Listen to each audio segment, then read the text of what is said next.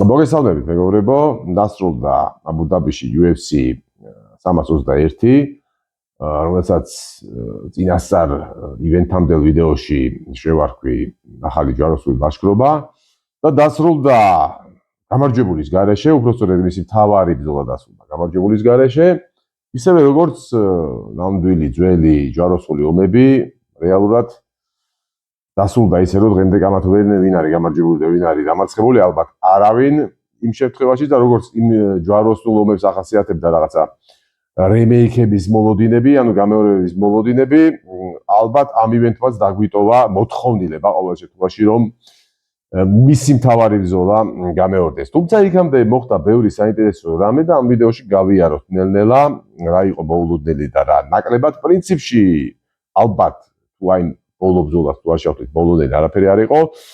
როგორც ვივარაუდეთ წინა ვიდეოში უკვე კარგი ბრძოლები დაიწყო ნაადრევ პრელიმში, ერლი პრელიმში, არ ვიცი ეს ბრძოლა ნახეთ თუ არა, ეს სეტადა სპორტზე არ გადიოდა, ერლი პრელიმები არ გადის ხოლმე. ყოველ შემთხვევაში წინასწარი პრელიმების ერთ-ერთი ბრძოლა ნათანიელ ვუდსა და ხოსე დელგადოს შორის მართლაც იყო ძალიან მაგარი სანახაობა და როგორც ვივარაუდეთ ამ ბრძოლას ჰქონდა ორი, ასე ვთქვათ, შესაძლო, ასე ვთქვათ, კვანძის გახსნა, ერთი ან დელგადოს უნდა გაემარჯვა ფინიშით, ანუ ვადამდელი გამარჯვებით, თუ ვერ დააფინიშებდა ნატანიელ ვუდს, მე გამოთქვი მოსაზრება, რომ სავარაუდოდ გაიმარჯვებდა ვუდი, ვინაიდან ვუდს ახასიათებს ეს უტეხი ხასიათი და მას თუ ვერ აფინიშებ, ის აუცილებლად მოდის წინ, აუცილებლად გირტყავს და საბოლოო ჯამში ეს მისი სიჯიუტე შედეგის მომტანია ხოლმე. პრინციპი ასეც მოხდა პირველივე რაუნდში, ხოზე დელგადოს ჰქონდა ძალიან კარგი შანსი რომ დაეფინიშებინა ნათანიელ ვუდი და თითქმის გააკეთა ეს, იქ რეფერი მზადაც იყო ჩარეული, თუმცა თითქმის არ ითვლება ნათანიელ ვუდმა, როგორც შვევია ხოლმე, როგორც ხშირად შვევია ხოლმე, მოდი ასე ვთქვათ, გაუძლო და ბოლომდე, ასე ვთქვათ, წინააღმდეგობას უწევდა დელგადოს, თან წინააღმდეგობას უწევდა ისე რომ მიუხედავად დელგადოსგან მძიმე დარტყმებისა, მაინც პასუხობდა დარტყმებით და მიდიოდა წინ, რაც თავარია. ეს წინსვლა საბოლოოდ საკმარისი აღმოჩნდა მსაჯებისთვის, იმისთვის რომ გამარჯვება მიეცა სწორედ ნათანიელ ვუდისთვის. არ ვიცი რამდენად ეთანხმებით ამ გადაწყვეტილებას, ყოველ შემთხვევაში სამივე იქ-ყოფმა მსაჯმა გამარჯვებლად გამოაცხადა სწორედ ინგლისელი. ამის შემდეგ დაიწყო უკვე ჩვეულებრივი პრელიმები, ანუ წინასწარი ბრძოლები და თუ გახსოვთ, გამოვთქვი ასე ვთქვათ, ესეთი ეჭვივით ვნახოთ რა ბედი ეწევა ლუის საზერლენდის ფეხსმეთხი და ახდა ეს გარკვეულწილად ეს ჩემი წინასწარმეტყველება, მართლაც ვალტერ ბოკერმა აქამდე შეუძლებელი შეძლო და მეოთხე ბრძოლაში ზედიზედ გაიმარჯვა ფეხის მტკივნეულით, კერძოდ ჰილ ჰუკით.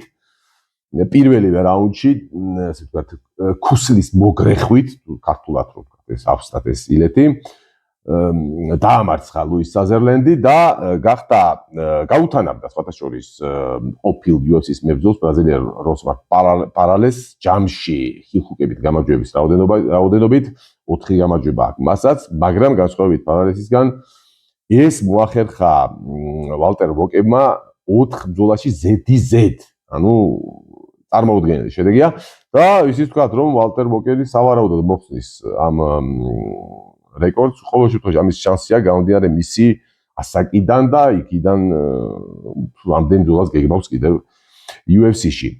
ამის შემდეგი ბრძოლა იყო ასევე ბრძოლა, რომელიც ასე ვთქვათ, შინაარსიც გამოვიცანით, საუბარია ლუდოვიკ კლაინსა და მეტიუს რებეცკის შორის დაპირისპირებაზე, რომელზეც აუთვი მოსაზრება, რომ ეს ბრძოლა დიდი ალბათობით შეიძლება გამხდარიყო fight of the night-ი, ვინაიდან იქნებოდა ძალიან სისხლიანი და ძალიან ბრუტალური და ისე აგიხდა ყველაფერი კარგი.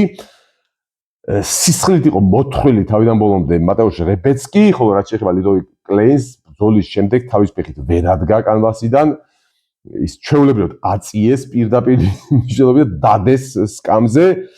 მეცაც გეტყვით, გამარჯვებული სწორედ კლეინი გამოცხადდა ერთსულოვანი გადაწყვეტილებით, ერთსულოვანით არა, ну, გაყოფილი 4 გაყოფილი გადაწყვეტილებით ერთ-ერთი მსაჯმა ფრედა აფიქსირა. თუმცა გამარჯვებული დარჩა ლუდოვიკ კლეინი, სლოვაკი და მოხდა ისე რომ მსაჯს მოუწია მასთან მისვლა და დამჯდარზე ხელის აღმართვა, მისი ხელი აღემართა ზემოთ გამარჯვების ნიშნად, ვინაიდან თავად ვერ მივიდოდა ვერაფერ. ლუდოვიკ კლეინი ფეხი ჰქონდა მოტეხილი, ჩვეულებრივად. კოჩი ბუნებრივია ამ ბრძოლამ დაიმსახურა Fight of the Night-ის ბონუსი, ორივე მებრძოლი დასაჩუქრდება $50,000 რაც შეეხება მატეუშ რებეცკის, სხვადასხვა რებეცკის შეეძლო ძალიან მარტივად მოეგო, რო ცოდნოდა რომ ბოლო რაუნდში ფეხი ჰქონდა მის მეტოქეს მოტეხილი, უბრალოდ უნდა ამდღარი იყო რებეცკი, დაეხია უკან და ეჩვენებინა საჯისთვის რომ ის მზად იყო ფეხზე გაიგზელებინა ბრძოლა და არ აპირებდა ჩაყოლას პარტერში. ამ შემთხვევაში საჯი აუცილებლად მოუწოდებდა ლუდოვიკ კლეინს რომ დამდგარი იყო ფეხზე და გაიგზელებინა ბრძოლა. კლეინი ვერ წამოდგებოდა ვერანაირად და ასეთ შემთხვევებში ფიქსირდება ტექნიკური ნოკაუტი, გამარჯვება დარჩებოდა მატეუშ რებეცკის. თუმცა რებეცკი არ იცოდა რომ ფეხი ჰქონდა მოტეხილი ლუდოვიკ კლეინს და ძირს ყოფ კლეინს ის დაფინიშება ცდილობდა მიწაზე. ვერ ვიტყვი რომ ბევრი დააკლა, უბრალოდ საოცარი გამძლეობა გამოიჩინა ლუდოვიკ კლეინმა და გაუძლო და საბოლოოდ დარჩა კიდეც მას გამარჯვება. ამის შემდეგ უკვე იყო ჯერი ჩემს მიერ კორელ ვან ჰელსინკად შერაცხული ჯუნიორ პარკისა, რომელსაც პირველად კარიერაში გაუცუდდა, ასე ვთქვათ, სროლა ყალებში რო ვთქვათ და ბნელეთის წარმომადგენელი ვერ დაამარცხა ამჯერად, თუმცა ბრძოლა დაიწყო ისე როგორც შვევია პარკს პირველ რაუნდში როგორც ყოველთვის მან მიიღო ზიანი, თუმცა ისეთი არა რომ რაღაცა საგანგაშო ყოფილიყო და მეორე რაუნდში დაიწყო მომატება კიდეც იკრამ ალესკეროს დაღლაც დაიწყო. თითქოს შეიძლებოდა გვენახა ჩვეული, ასე ვთქვათ, პარკისთვის ჩვეული სცენარიც, მაგრამ არ ეყო ჯუნიორ პარკს და საბოლოო ჯამში დარჩა და დამსახურებულად დარჩა გამარჯვება იკრამ ალესკეროს. შეგვიძლია ასე ვთქვათ, პენსიაში გაუშვათ ვან ჰელსინკობიდან მებრძოლობიდან არ უშვათ პენსიაზე ჯუნიორ პარკს, თუმცა მოდი მაინც დავუტოვოთ კიდევ ერთი შანსი, ვინაიდან ვაღიაროთ რომ ცუდი არ იყო ეპიზოდებში ჯუნიორ პარკი, იმასაც ვერ ვიტყვით რომ ალესკერომაც გადაუარა და სასწაული უხდაო. საკმაოდ კარგი ბრძოლა იყო მთლიანობაში და გავითვალისწინოთ კლიმატიც, ჰავა, სადაც იყო ეს ივენთი და კიდევ ერთი შანსი დავტოვოთ ჯერ ვან ჰელსინკად ჯუნიორ პარკი დაველოდოთ მის მომდევნო, ასე ვთქვათ, ბნელეთიდან მოგზავნილ მეტოქესთან დაპირისპირებას. ეს რა თქმა უნდა ხუმრობით გავაგრძელეთ და ერთი ბრძოლა იყო ამის შემდეგ დარჩენილი, ერთი ბრძოლა ამის შემდეგ მთავარ კარდამდე და მეინ კარდამდე და ეს ბრძოლა იყო სასწაული. ბრძოლა ძალიან ცოტა ხანში დავთავდა 2 წუთში და 30 წამში, მაგრამ ის რაც მოხდა ამ ბრძოლაში იყო სასწაული. ალბათ სხვადასხვა ამ ბრძოლაზე არ გვისაუბრია, ვინაიდან გამოგიტყდებით და მე ჩემბრალია ეს რატომაც არ ვისაუბრე, მე საერთოდ არ ვიცოდი ვინ იყო კვილან სალკილდი, ავსტრალიელი მებრძოლი, არ ვიცოდი რა მისი ბრძოლა არც ერთი ბრძოლა არ ნახი, უბრალოდ ვიცოდი სტატისტიკა და მეტი არაფერი, ამიტომ თავი შევიკავე ამ ბრძოლაზე რა პროგნოზებისა და მე საუბრისგან, საერთოდ არ მიხსენებია ეს ბრძოლა. და პრინციპში არც მქონდა აზრი, ალბათ ის რაც მოხდა ამ ბრძოლაში, ამას წინასწარ ვერც მოყვებოდი, ვერც ბრძოლის შემდეგ ვერ მოყვები, ეს ბრძოლა უნდა ნახო. ჩვენ ვიხილეთ ერთ-ერთი ყველაზე ლამაზი ერთის მხრიდან და მეორეს მხრიდან ერთ-ერთი ყველაზე საშინელი ჰედკი ნოკაუტი, საშინელი იმ კუთხით, რომ მართლა ძალიან შეგვეშინა ყველას, ჩვენც, მაყურებელსაც, თავად კუინლანდსაც, რომელმაც ძალიან ბრუტალური ნოკაუტით დაამარცხა ნასრათ ჰაკპარასტი, ვინაიდან ფაქტობრივად ფეხზევე დარტყმისთანავე არ თუ გაითიშა, გამოირთო უბრალოდ ჰაკპარასტი, ავღანელი მებრძოლი და ასე მოჭრილი ხესავით დაცემული მებრძოლი მე არ მინახავს აქამდე და მართლაც ძალიან შემაშფოთებელი სანახაობა იყო, მithumetes იმის შემდეგ რომ კარგა ხანი არ თუ ვერ ასულიერებდნენ, ვერც იძრეოდა. ჰაკპარასტი სახეზე სხვა შიში შეეტყო კიდეც თვითონ კუინლანდსაც, ავსტრალიელსაც, თუმცა საბედნიეროდ ყველაფერი ვთქვათ, კარგად დასრულდა, კარგად იმ ხრივ რომ ვთქვათ მოვიდა გონზე რა თქმა უნდა, ავანელი მებრძოლი და ისე ვთქვათ ჯამთელიო ვერ ვიტყვი, მაგრამ გადავრჩით იმ ტრაგედიას, რისიც სიმართლე გითხრათ ძალიან შეგვეშინდა. ასე დასრულდა პრელიმინარი კარდი და მთავარი კარდიც დაიწყო ერთის მხრივ ძალიან სანახაობრივად, მეორეც ზუსტად ისე როგორც ვარაუდობდით, პირველ ბრძოლაში აზამატ მურზაყანოვსა და ალექსანდრ რაკის შორის ვარაუდე რომ აქ აუცილებლად იქნებოდა სწრაფი ნოკაუტი.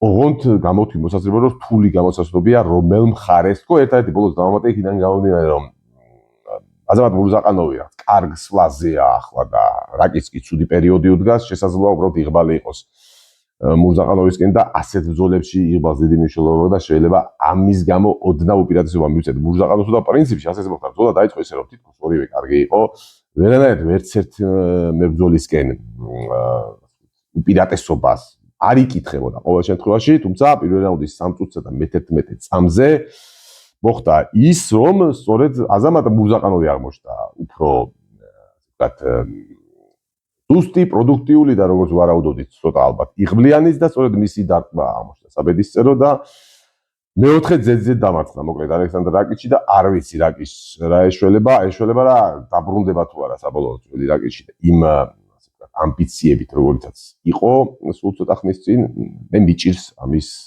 წინასწარმეტყველება. ნახოთ, დაველოდოთ მოვლენებს. ამის შემდეგი ბრძოლა იყო უკვე ალექსანდრ ვოლკოვსა და ჟაელტონ ალმეიდას შორის დაპირისპირება. თუ გახსოვთ ამ ბრძოლაზე ვისაუბრეთ ძალიან გაკვირვებულმა გამოვთქვი რომ ბუკმეკერების აზრით სერიოზული ფავორიტია, საკონსულტო ფავორიტია ალმეიდა თქო და როგორც გითხარით, მე ამას არ ვეთანხმებოდი და მე საერთოდ ფავორიტად ვთვლი ალექსანდრ ვოლკოვს ორი მიზეზით, ერთი რომ ის უნარებიდან გამომდინარე და მეორეც რაც თავარია მისი გაბარიტებიდან გამომდინარე, იქიდან გამომდინარე რომ ჟაელტონ ალმეიდაზე ბევრად დიდია და საბოლოო ჯამში ასეც მოხდა ალექსანდრ ვოლკოვმა მოიგო გაყოფილი გადაწყვეტილებით სიმართლე გითხრათ მე ვეთანხმები ამას შეიძლება ბევრი არ ეთანხმებოდეს და პრინციპში გაყოფილი მიტომაც არის გაყოფილი რომ საჯების ვერ შეთანხმდეთ ერთ ჯერზე და ბუნებრივია არც მაყურებელი არ უნდა შეთანხმდეს არც იქნებოდა ეს ნორმალური გაყოფილი გადაწყვეტილებისთვის თუმცა ვთვლი რომ ის პასიური კონტროლი რასაც ალმეიდა ახორციელებდა არ იყო საკმარისი იმისთვის რომ მას დარჩენოდა მოგება ვინაიდან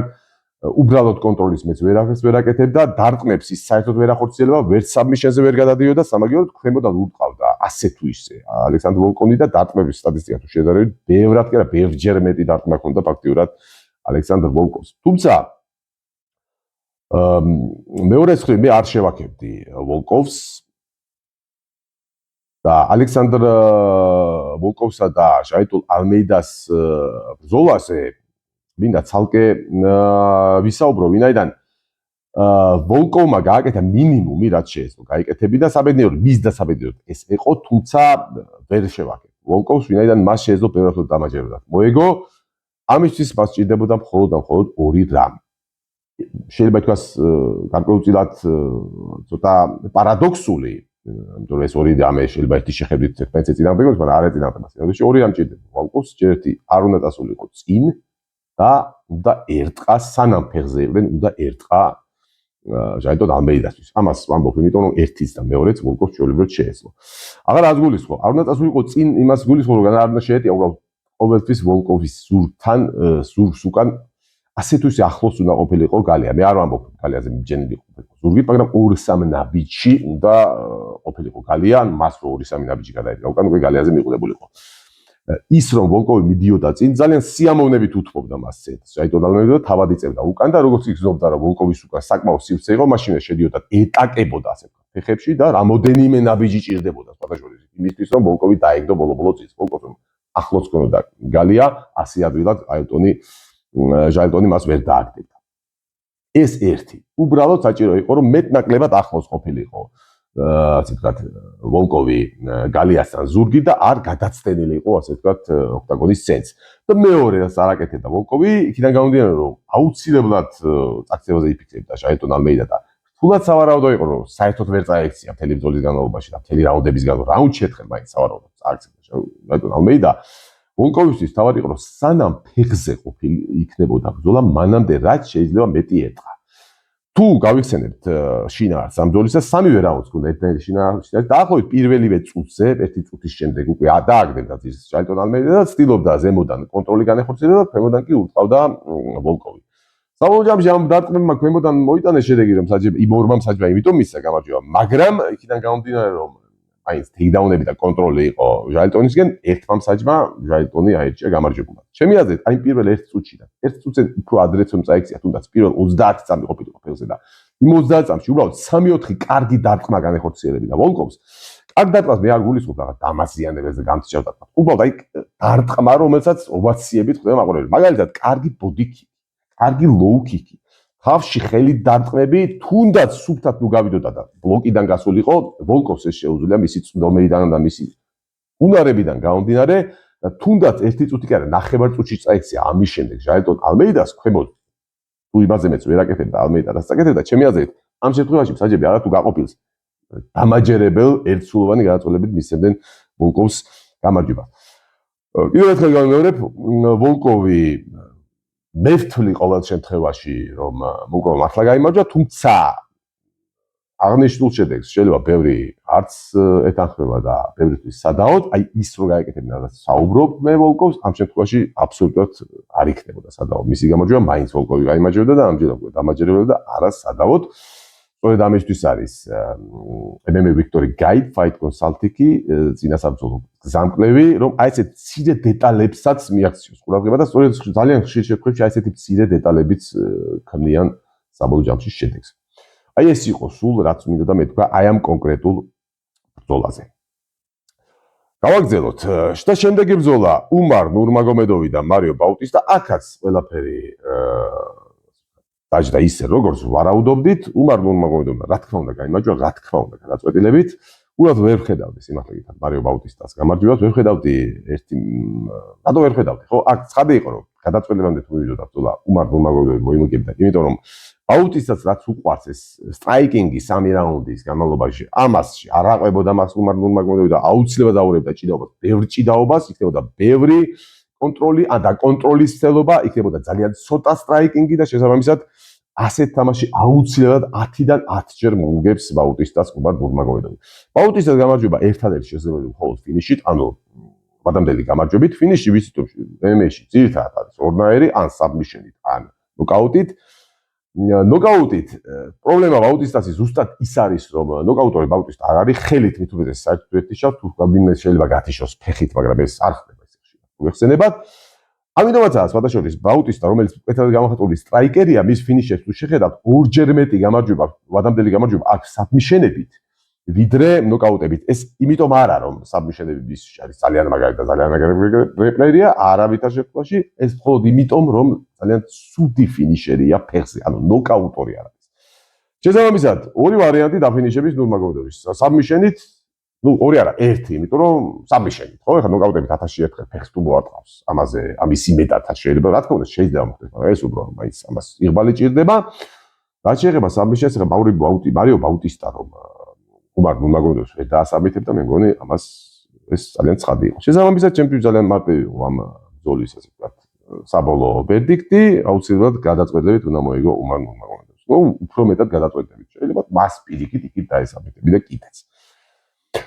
ამის შემდეგ მივადექით ორ კომეინს და მეინს. კომეინი, ანუ თანამთავარი ბრძოლა იყო საჩემპიონო ბრძოლა ქალთა უმსუბუქეს ზონაში, მაკენზი დერნი და ვინა ჯანდირობა ასე ვთქვათ არჩევდნენ გამარჯვებულს.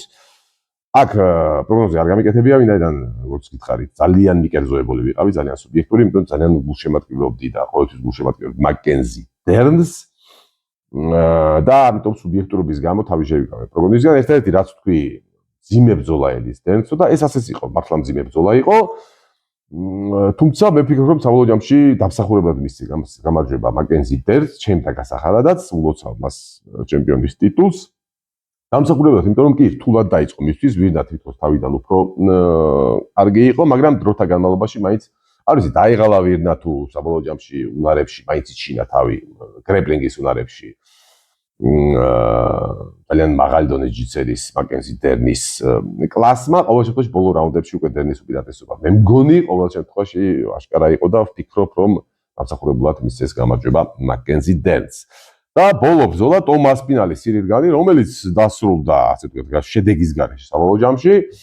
აქ რამე პროგნოზების გამართლებაზე ვერ ვისაუბრებ, თუმცა მეორე მხრივ ჩვენ აქ პროგნოზი მაინც ბრძოლაზე არ გავიკეთებია, უბრალოდ თქვით რომ კი ასპინალი შეიძლება რა თქმა უნდა იყოს ფავორიტი, მაგრამ არ შეიძლება ისე ჩამოწერა სირილ განის როგორც წერენ, როგორც ჩამოწერა ფაქტობრივად ყველამ მე სამყაროში და გამოთქვი მოსაზრება რომ სირილ განს შეუძლია რომ როგორც მინიმუმ გააკვირვოს ვთქვათ ყველა დანარჩენი ისე იბრძოლოს ხო, გააკვირვოს პირველ რიგში რა თქმა უნდა ასპინალი და და დანარჩენის და პრინციპში პირველ რაუნდში ის პერიოდი რაც ნახეთ ბრძოლა, ასეც მოხდა რეალურად. არანაირი დიდი უპირატესობა ტომას პინალს არ ჰქონდა, არანაირი ტექდაუნი, ვერანაირი ტექდაუნი მან ვერ გააკეთა, კი ჰქონდა ცდილობები, მაგრამ ვერ წააქცია, რასაც ვარაუდობდით კიდე რომ ასე ადვილად, იმიტომ რომ მე როგორც გავიმეორებ ჩემს სიტყვებს, ნუ გონია ტომას პინალი ძიმე წონოსანი ნურმაგომედოვი მასე არ არის თქო. და ასეც მოხდა, ვერც აქცია სირილ განი და ფეხზეც საკმაოდ კარგად დაუდგა მას სირილ განი. ყოველ შემთხვევაში ის პერიოდი რამდენი ხანს გაგრძელდა ბრძოლა, ჩემი აზრით როგორც მინიმუმ სირილ განმა ეს პერიოდი არ წააგო. ფულებით და შეიძლება იგებდა კიდეც. ყოველ შემთხვევაში ზიანი ქონდა ასპინალს და ზიანში მეგულისხმობ გატეხილი სხვის და არა იმ თვალებზე რაც დაემართა ეს ბუნებრივია არ ითვლება.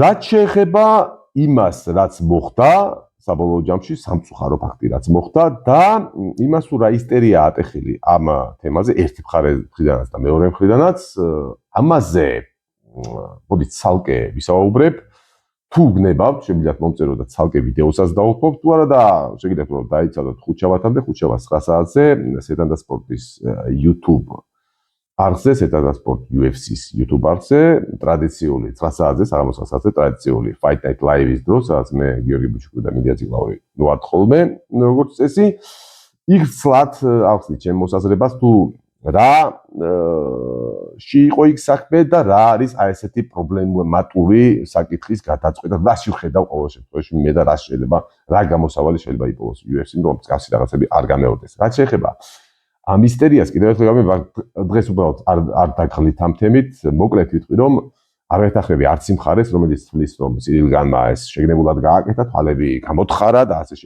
შემდეგ არანაირად შეგნებულად სირილგანს არ გაუკეთებია და არც სჭირდებოდა სირილგანს რომ ბრძოლა ასეთ კარგად მისთვის მე არ ვამბობ რომ სირილგანი მოიგებდა შეიძლება მაინც წაიგო მაგრამ ყოველთვის სტარტი მისთვის ნამდვილად იყო ცუდი ამაზე ბევრად ცუდ სირილგანისთვის ბევრად ცუდ სტარტს ვარაუდობდნენ ყველანი და რა შეიძლება მას ამის გაკეთება როცა მეორედ ხელმეორედ ჩაინიშნოს ეს ბრძოლა შეიძლება სულაც ბევრად ცუდად განვითარდეს იმ მოვლენების სირილგანისთვის.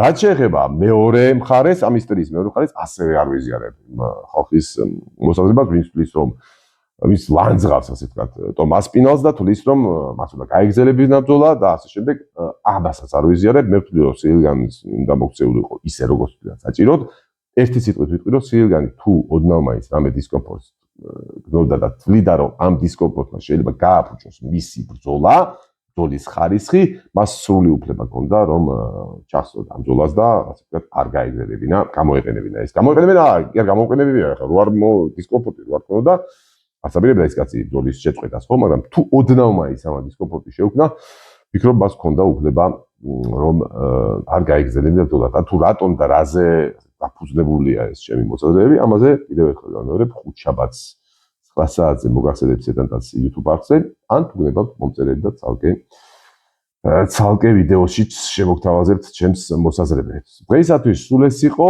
დასრულდა კიდევ ერთხელ ვამბობ ახალი ჯვაროსული ლაშქრობა და ისევე როგორც ძველებში აქაც დავრჩით გამარჯვებულის გარეშე და ამ ბრძოლამაც ყოველ შემთხვევაში გააჩინა იმის მოლოდინი რომ სავარაუდოდ გამეორდება, ну ყოველ შემთხვევაში ამ ივენტის მთავარი ბრძოლა. სულაც იყო, თუ მოგეწონათ ჩემი ვიდეო, მოიწონეთ აუცილებლად ეს ვიდეო, გამოიწერეთ ჩემი არხი, რა თქმა უნდა უყურეთ MMA-ს და UFC-ს და ადია იყავით ჯანზე. ნახვამდის.